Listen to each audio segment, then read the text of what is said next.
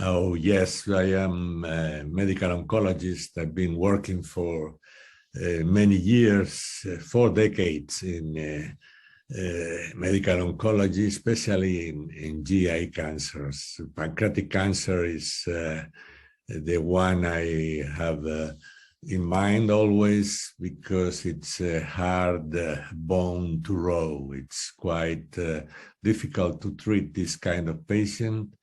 And we are investing a lot of time, efforts, and funds to gain some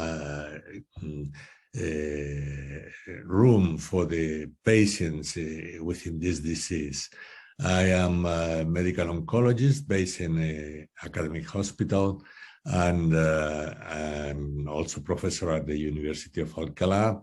And also I am chairperson of the Pancreatic Cancer Europe. Okay. So I'm proud to be among the scientific community that takes care of pancreatic cancer patients. Okay. Fighting against this cancer, and I had the opportunity of founding an association. It was with Ali, that is a patient, a long-term survivor of pancreatic cancer, and another scientific professional from Karolinska Institute. And we all three founded Pancreatic Cancer Europe with the aim of lobbying at the European Parliament and getting funds for increasing awareness of pancreatic cancer, increasing funds to research more deeply in pancreatic cancer, and to make a network of pancreatic cancer researchers and clinicians around Europe. That was our aim. And we were helped, and we succeeded, and we had the first meetings at the European Parliament, supported by MPs, and we started growing them more than 5 years ago, and now it's a more mature society. We're now fighting to aware the society about the importance of one cancer that has more than 90% of mortality rate. And this is going to be the second cause of death by cancer in 10 years. And it's a pity because it's not very prevalent tumor, because it's the incidence is low, but the mortality is very high.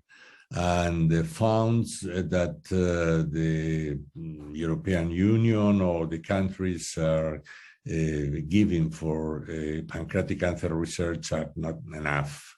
We need to identify the high-risk population for pancreatic cancer, and this costs money because it's investment in research.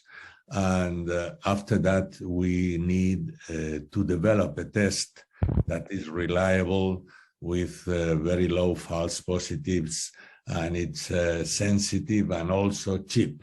So early diagnosis, it's an objective of Pancreatic Cancer Europe. And we are fostering the research in that way. And we are also fostering the networking in registries. We do need to know what's happening in every country and to identify the rooms for improvement. So there's a lot of work ahead to do.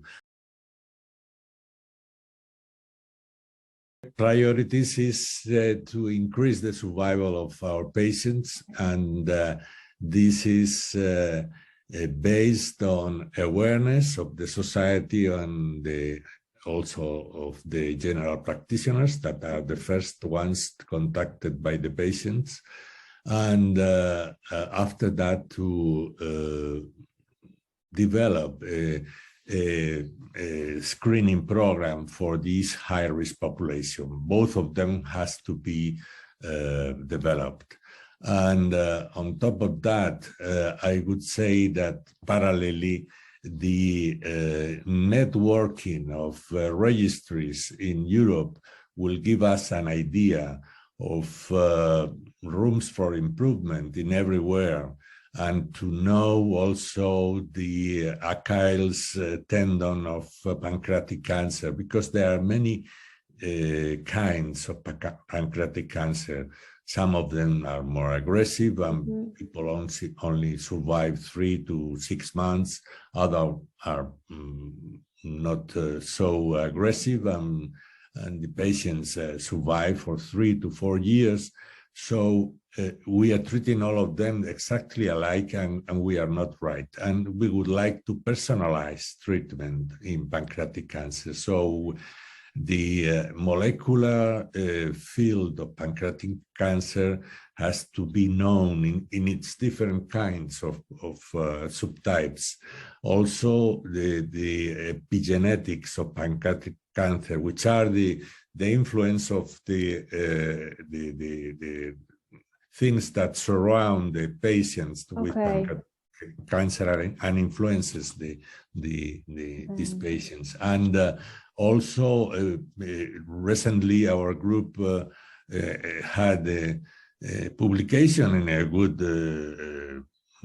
journal in Gut that described the signature of the microbiome, the microbes that were in the feces of pancreatic cancer patients. So this is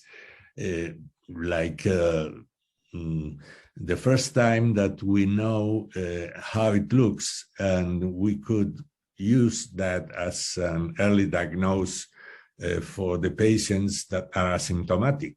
So we will follow these steps to try to get to our objective as soon as possible. Okay.